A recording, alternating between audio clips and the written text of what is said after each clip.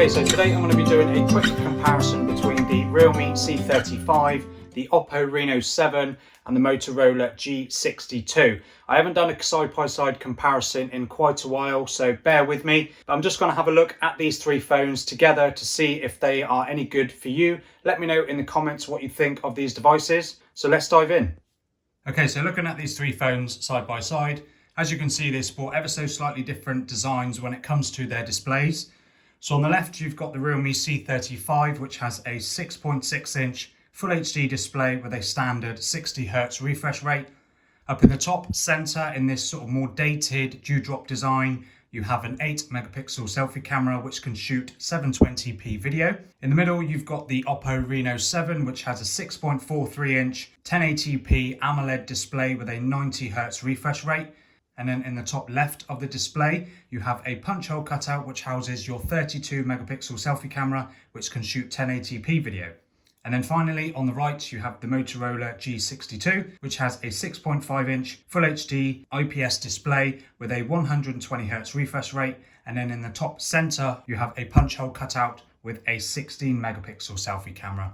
And as you can see on the bottom of the phone, they all have ever so slight chins as well, which is found on most budget devices. And flipping the phones over, as you can see, they all sport very different designs when it comes to the rear of the phone. You've got a plastic back on the Realme C35 and a triple camera system, which consists of a 50-megapixel main sensor. You've got a 0.3 megapixel depth sensor, and then the standard 2-megapixel macro. On the Motorola G62, you've got, again, a 50-megapixel main sensor, an 8-megapixel ultra-wide, and then a 2-megapixel macro camera. So they do drop the 2-megapixel depth sensor on the Motorola G62, but we all know that you don't need a depth sensor to be able to allow portrait mode for your portrait shots, and the Motorola G62 does absolutely fine without the depth sensor. And then on the Oppo Reno 7, you get a slightly older 64-megapixel main sensor. You get a 2-megapixel depth sensor like you would find on others. And then this one here is a 2-megapixel f3.3 microscope camera. Now, it's something that I didn't think that I would use that often, but I have found myself using it more than I was expecting. And around the outside of that camera, you get an LED light, which just helps to keep whatever you're shooting in microscope mode nice and lit, because it is only an f3.3 sensor, so it's not going to let a huge amount of light in. So you need all the light you can get. So that is going to be a good thing to have. You can also customize that LED ring light to flash when you get notifications. Of course, you need the phone to be face down for that to be of any use. And then again, you can have it switched on all the time when you've got your phone plugged in when it's charging, so you know that the phone is actually charging. So that's quite a nice little addition to have on the Oppo Reno 7. Now, as far as the camera apps go, Realme C35, you just got your video mode, capture, portrait mode, and then in more, you've got a few extra bits in there. One thing to note on the Realme C35 is it doesn't actually support portrait mode on the selfie camera. So that's just one thing to bear in mind. If you're someone that wants to shoot selfie portrait shots, you ain't going to get that on the Realme C35. You do have HDR support on the front and the rear camera as well. So when you're in those tricky conditions, that's something that's quite good to have. And then on the Motorola G62, it's a very similar affair. Oops, open straight into the ultra wide.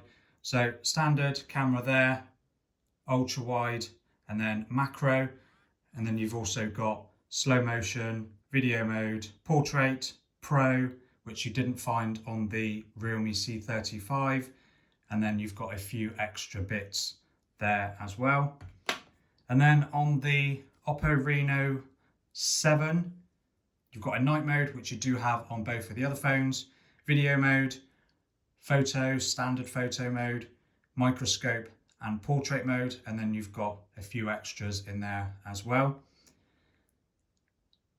And then on the screen of the Oppo Reno 7, you have got a little 2x zoom toggle, which just does a 2x digital crop of whatever you're shooting. So obviously quality is not going to be as good as what it would be on the main sensor, but it's still good to have.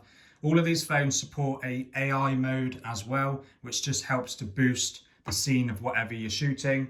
It doesn't seem to do a huge amount on the Motorola G62. On the Realme C35, it does a little bit more, but I do find that it is the strongest on the Oppo Reno 7. At the end of this video, I will do a bit of a slide with photos from all of these devices so you can see how they compare. So do be sure to stick around until the end to see that part of the video. And as for performance, on the Realme C35, you get the Unisoc Tiger T616 processor, which is a 12 nanometer processor. So very basic processing power on the Realme C35. Now, the lack of portrait mode on the selfie camera, that may well be down to the processor not allowing it, but it might, again, just be something that Realme decided to leave out from the Realme C35. On the Oppo Reno 7, you get the Snapdragon 680 processor. Now, you only get 4G connectivity on the Realme C35 and the Oppo Reno 7. And then on the Motorola G62, you get the Qualcomm Snapdragon 480 Plus, which is of course a 5G processor. So you do get a bit of future proofing with the Motorola G62 with that 5G connectivity. And as you can see, in terms of benchmarking scores, the Realme C35 is at the bottom, definitely when it comes to the multi-core score, on par with the Snapdragon 680 in the Reno 7 for single core. And then Motorola G62 is way ahead of the other two in terms of the single core, but on the multi-core it is very similar to the Snapdragon 680. So it's kind of up and down in terms of their Geekbench results. Whether you look a lot into that, I don't know, it's up to you. I don't tend to look too much into Geekbench scores.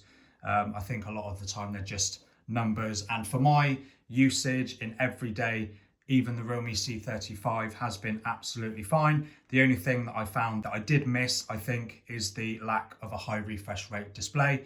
But other than that, it looks and feels smooth and it is really nice. Now, my favorite out of the three has to be the Motorola G62. Two main reasons. The camera is a more consistent, good camera system than the other two I have found. And I just prefer that stock Android experience, and that 120 Hz refresh rate is so smooth and everything just feels really nice and responsive. The Oppo Reno 7 is a close second. The camera system on this is really good. I do really enjoy some of the results that come out of this. I just find that the lack of the ultra wide and the color OS version 12.1 is not my favorite skin. I'm more a stock Android person. So, but in terms of, again, it's everyday use, it's absolutely fine. I've had no issues with hiccups. And then my last is the Realme C35. Now, it's probably my favorite in terms of design, only because of, you know, just how much it tries to look like the iPhone 12. It's kind of obvious that it's trying, but I'm not a huge fan of Realme UI. Although it has a stock Android look to it, I just don't think the overall experience is as smooth as the other two. The camera is probably the worst out of the three. Again, it's not a bad camera. You will get decent photos the majority of the time. And then in terms of battery life, you get a 5,000 milliamp hour battery on the Realme C35 and the Motorola G62, but you get a slightly smaller 4,500 milliamp hour battery on the Oppo Reno 7. Now, despite being smaller, you will still get a full day of use out of the Reno 7. All of these phones will get you through a full day, no problem. On the Realme C35, you get 18-watt charging, which of course is pretty mediocre by today's standards. And you get even slower 15-watt charging on the Motorola G62. So that's its main downfall, the Motorola G62, is that pretty slow charging speed. And then on the Oppo Reno 7, you get Oppo's SuperVOOC 33-watt fast charging, which will get you 50% in around 30 minutes. So nice and swift. So if you do seem to run low on the Oppo Reno 7, just whack it in for a half hour or even 10 minutes will get you plenty of charge to last you a few more hours without a problem. Okay, so that's my quick comparison between these three phones. Please let me know what you think. Did I miss anything? I didn't script any of this video, so I was literally just going by what I remember spec-wise on all of these phones. I hope I've covered everything, and I hope that I maybe made you make a decision on a new budget device out of these three, or maybe you decided, nope, none of those are for me. I'm going to go with something else. But let me know in the comments what you think of this video. Would you like to see more comparison videos? And don't forget to subscribe if you enjoyed videos like this. I'd really appreciate it. Thank you for watching, and I will see you in the next one.